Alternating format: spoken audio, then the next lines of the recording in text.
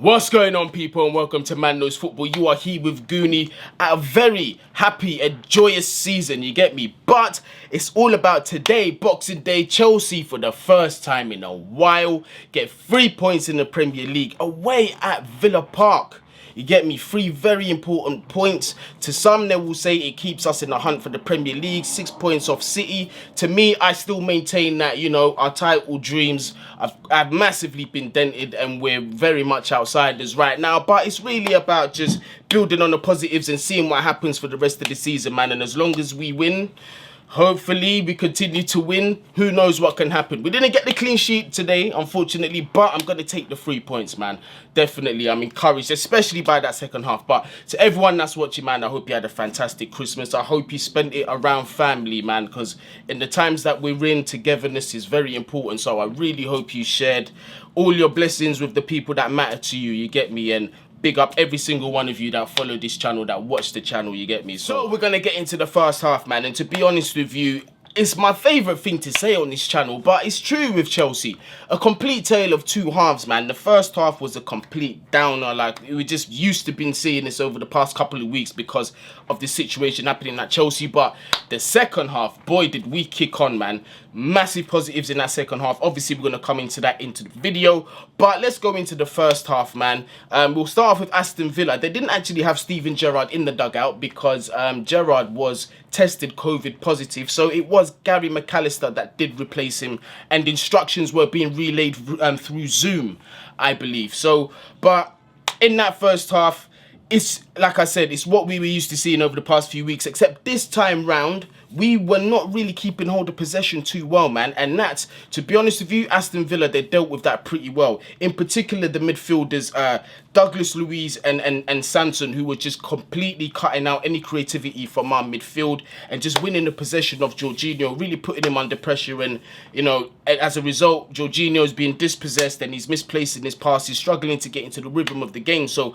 I thought Aston Villa did really well. They had that midfield dominance. Obviously, we had N'Golo Kante in there who did what he could, you get me? And I thought N'Golo Kante played quite decent. He was as well. He was breaking up, playing that Aston Villa midfield when he could. But, like, to be honest with you, the way the game was moving fast, especially in that first half, he was pretty much the one man that was really trying to cover that midfield on his own. Jorginho done his bit. I'm not even dissing Jorginho because we know the situation with Georgie.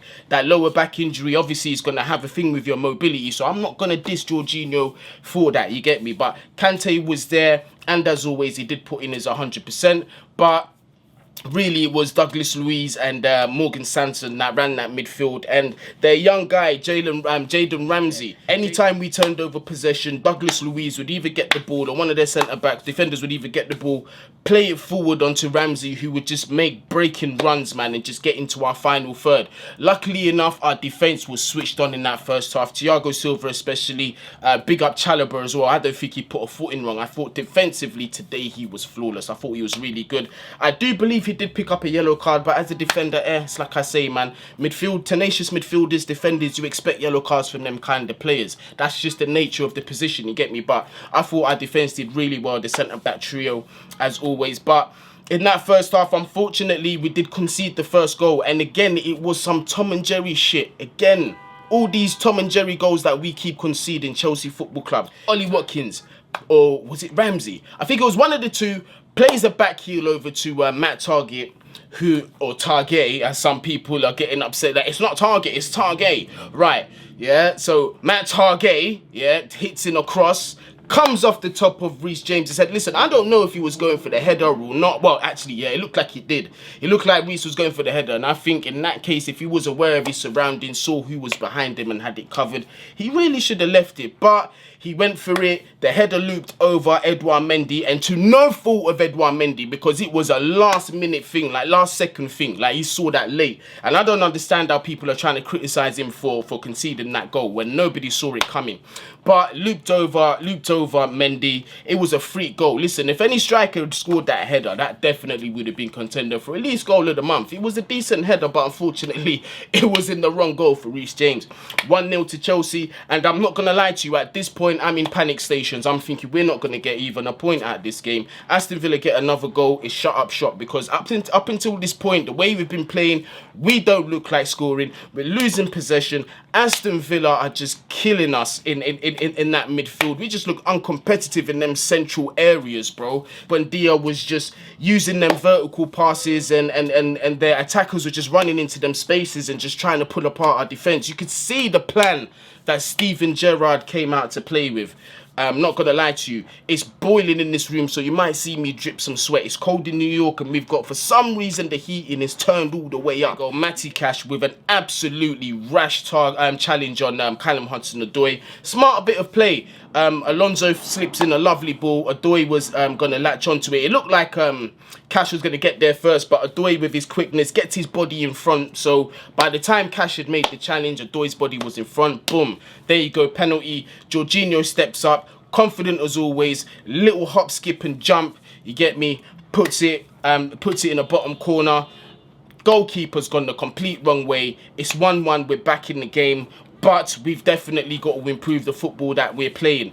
Luckily, we get into the first half, 1-1. We did get some redemption from conceding that first Tom and Jerry goal. To be honest with you, man, that is a tough goal to concede. And Chelsea, that's been the story of our downfall. That's been the story of our December. These Tom and Jerry goals that we be conceding, man. Hopefully, we can put that to an end. So let's get into the second half, where things completely changed. The arrival of the big Belgian Romelu Lukaku AKA Bolingoli steps onto the field, gives us exactly what we need, because as soon as he stepped on, the impact that he made on the game, you knew that the dynamics were going to change. Immediately, he puts his body on Tyrone Mings, puts the pressure on the goalkeeper, Aston Villa goalkeeper, and lets them know that there's going to be pressure in this box. You're not going to be able to handle my movement. You're not going to be able to handle the physicality. Whatever you're going to bring to big Bolingoli Lukaku, you can bring it on. I'm going to be able to handle it. And boy, did he do that. Callum Hudson-Odoi with a fantastic cross. Tyrone Mings didn't know whether to mark the space, mark the man, stay strong, and he made the complete wrong decision. He didn't judge the flight of the ball. He went for the physical strength against Lukaku rather than actually judging the flight of the ball and trying to head it away. And as a result, the big man Lukaku, a world-class striker like that in aerial situations, it was always going to be one winner. Lukaku guides the header in. 2-1 Chelsea. We are in the driving seat. And I'm not gonna lie to you. At this point, this Chelsea, it looks like a different team. Kovacic is on. Kante has had to come off. I think that's also a precaution.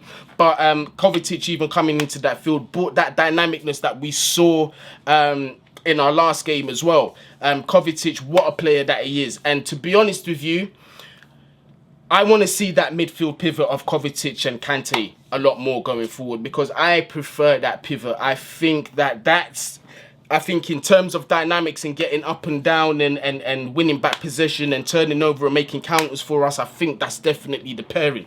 Kovacic, the only thing with him, as we know, he's not good in front of goal, but in terms of creation, in terms of breaking up play in the midfield, his vision, all of that stuff, you know he's got it. So, yeah, it was a different game. I was very encouraged. We was putting the pressure on onto Aston Villa. And then came another huge opportunity. Mason Mount with an absolutely beautiful touch that does Emi Martinez. Open goal to his mercy and completely misses it. Mace has to score that. You see his face and you just know Mace is completely distraught, thinking, how did I miss that? But just going on into the game, man, when he missed that, I got scared. I thought, okay, this is going to end 2-2, possibly even a 3-2 for Aston Villa. But fortunately for Chelsea, we did continue on in that game, and big man Bolingoli and Hudson-Odoi again linking up. Lovely flick from Callum Hudson-Odoi for Romelu Lukaku, who kind of gets onto the half pass and just moves a target and just leaves him sitting down completely on the floor and just bombs it forward, gets into the box, aligning his body to shoot and put it away, make it 3-1. But unfortunately for him, Konsa does come from behind, takes him down. It's a penalty for Chelsea. Jorginho slots it away again. 3-1 Chelsea, and that's all she wrote. We are taking the 3 points home. And I'm going to make this sweet and short because my camera's about to die and I don't want to film this again. But Lukaku, for me, definitely man of the match. When he came on the field, the dynamics changed completely. You could see that centre-back pairing of Konsa and Mings, they were not comfortable anymore. They could not deal with the physicality of Lukaku. His movement was absolutely world-class today. I thought he was brilliant. We was bouncing the ball off him, bringing other players into play. He really should have had 2 assists today. I thought his movement, his awareness, the way he split that back line was absolutely brilliant. Every single one, and then the way he operated on that right channel really targeted Matt Targier on that side, and he got his result. But you know how Lukaku loves to come off that right channel, cut in on his left and put in that finish. I thought like he just showed us everything. Sorry people, the camera did cut off before I was able to finish, but like I was just saying about Lukaku, man, making good use of that right channel as he always does, and just putting a man of the match performance. Just showed us what we desperately missed at Chelsea Football Club. Just that cutting edge at the top, just that willingness to make that movement, you get me, at the top. I'm not saying that Pulisic weren't doing it, but just we weren't really seeing them getting into the dangerous areas when they were needed to, the way Lukaku did.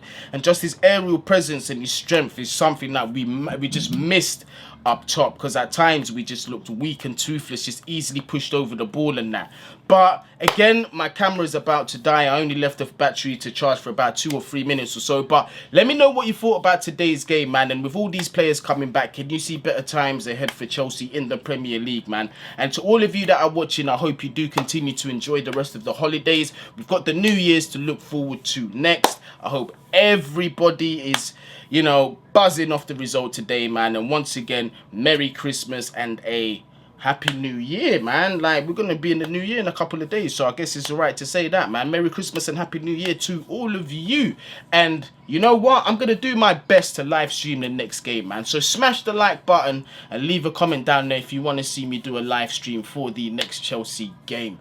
You get me? Because this live thing, I've been talking about it for the past couple of videos. I'm just trying to get it up and running now, man. Even I'm getting impatient, you get me? So let me know if you think that's a good idea, man. Wherever you are, whatever you're doing, please stay safe. You get me? As always, man. Take it easy. Bless.